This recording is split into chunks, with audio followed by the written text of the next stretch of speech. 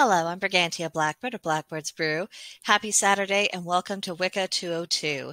We are going to be talking about the importance of knowing thyself. Practicing witchcraft is no small thing. It is quite a responsibility, as we know. We are wielders of the creative forces that compose the universe itself. Not a small thing. In addition to learning all the things that are relevant to our work, we mustn't overlook what lurks from within ourselves. Never forget that our own energy is infused into every magical act we perform. Our essence, emotions, true motivations, all that we are is poured into that work, and it affects the ultimate outcome of our ritual spells and even of our meditations. If we lack an adequate understanding of who and what we truly are, then we don't know what we could be putting out into the universe, let alone what possible effect it could have. And this isn't the sort of thing to just shrug off and pretend it doesn't matter. From a certain perspective, this is the only thing that matters. As practitioners, we aren't projecting the usual potency and amount of energy that the average person is. We're louder by default, and the more adept we become in the craft, the more impact our energy has. Knowing ourselves, learning self-control, and improving ourselves is vital for us and for everyone who is around us. So where to begin?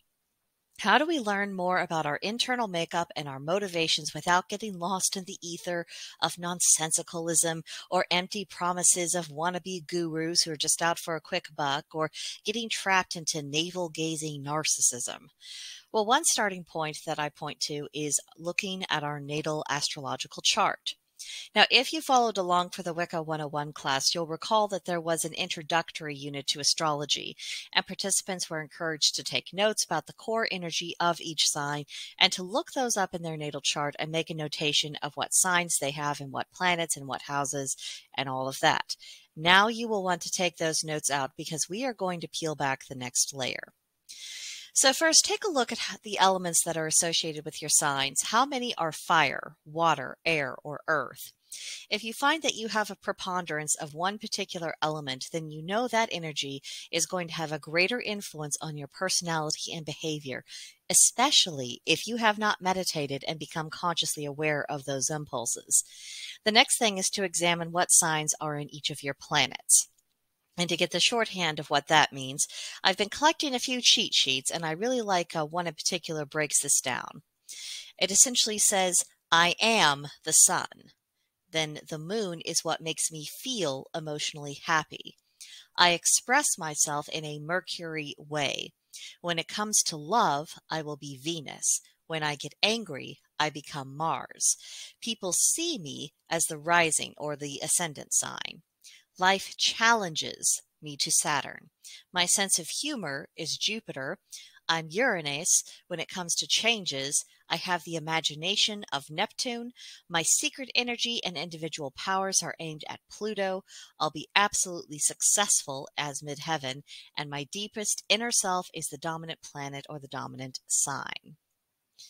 So once you have that written out and you see where all of your houses and where all of your planets are following, just write 3 keywords associated with each sign that you have to give you a simplified idea of what that means. This is a quick reference. You're building your own cheat sheet. Next, add what house each sign is in and what that means in the planet that it appears. These are interconnected concepts. In the simplest of terms, in astrology, planets are the what, the signs the planets are in are the how, and the houses the signs are in are the where. So according to the cheat sheet that I have for this, the what of the planets refers to the type of energy that is expressed or what part of your being it represents. The how of the signs is the manner in which that energy is expressed. This is how your planets are affected by those signs. The where of the houses indicates in what area of life the energy manifests, and how your signs and planets, how they are all intertangled with that. And once you see these energies as three components of one whole, then it becomes easier to understand not only the nature of the energy that is flowing within you, but also how it fits together and what gets higher priority, what gets lesser, and the different volumes of this energy that is within you. And once you get a handle on that, you can take it a step further, do research about what degree each sign is in, what planets are aspecting each other, and refine your understanding even more. There's a reason why I haven't presented this as the kind of process you get through in an afternoon. This will take time. Now you will notice that there are signs that are not in your chart and that there are empty houses in your chart. This can indicate that those energies are not going to be very prominent in your life, or perhaps it's an imbalance that you'll need to contend with, or it's just something you don't need to worry about as it's unrelated to who you are and what your purpose in life is. This is worth examining because depending on what's empty, you might find that there's not going to be a one-size-fits-all explanation about why those houses are empty. And just use a little bit of discernment and think about what that could really mean for you. Now, there are other techniques to help you crack your own code.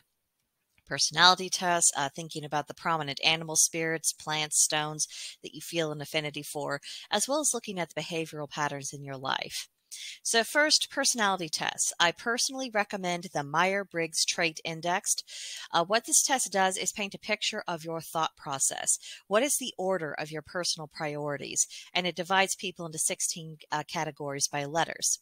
The first letter will either be an E or an I, extrovert or introvert.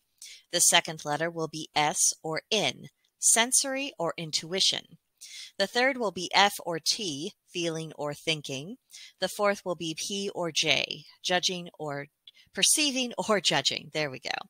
Once you know your letters and you understand what they mean, that will shed light on your behavior, especially your repeated behaviors and why you tend to go in a certain order when you're making your way through the world. Now, the second thing to do is this essentially amounts to learning what your personal correspondences are. What animals, plants, minerals, energies do you naturally flow with?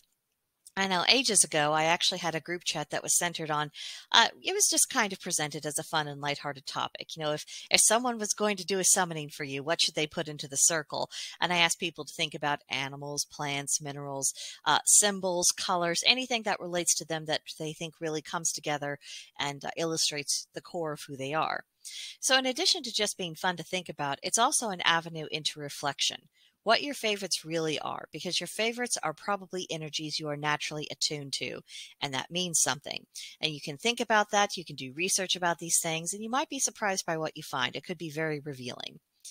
Now, lastly, and this might be the hardest because it requires us to be candid with ourselves, we need to look at the patterns in our lives, how we think, how we behave, what kind of choices we make, relationships we get into, and the situations we find ourselves in. You will discover that there is good and bad in this process, and there's lessons to be found in both. It will reveal areas in which you're healthy and where you're unhealthy. And whatever your conduct happens to reveal about you, accept the truth for what it is. As far as changes that you might need to go, you can and should contemplate that where appropriate, but you're not going to be able to square with any of those things if you keep running away from the truth. It is a part of you. The good, the bad, everything in between. You can't edit out aspects of your past or pretend they don't exist and then expect to be successful or have your own personal energies flowing properly. And we cannot know ourselves if we don't accept the totality of our being. And that is, in a nutshell, the purpose of today's entire lesson. Now, our homework for September 24th through October 1st. Number 1. Take another look at your natal astrological chart and go deeper. The amount of information may be intimidating, but just take notes and then go over those notes. Look for simplified cheat sheets online and just work at it until your understanding improves. And again, this is a process that will take time. 2.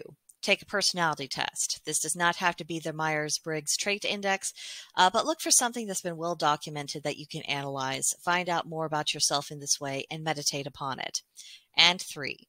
Contemplate your favorites and think about the patterns in your life. Journal about it. Don't shy away from anything. Work on embracing your whole self so you can better understand your own motivations. So, That does it for this week, and that does it for the month of September. Uh, Let's see, next week, I believe we will be going over another plant, so you'll have to come back to find out what that is. In the meantime, leave your comments, questions, concerns either in the comment section below, or you can come see me on Gilded. There is a link to join us in the description box. Click on it. It'll take you to our server. It's called Blackbird's Brew, and I'd be happy to talk with you there. And of course, with any of these classes, if you ever feel the need that you just want to have a little bit of a back and forth conversation on some of these contexts, we can set up a time to do that. I will make room in my schedule for you. You just got to let me know. But that'll do it for this time, and I will see you next. Bye.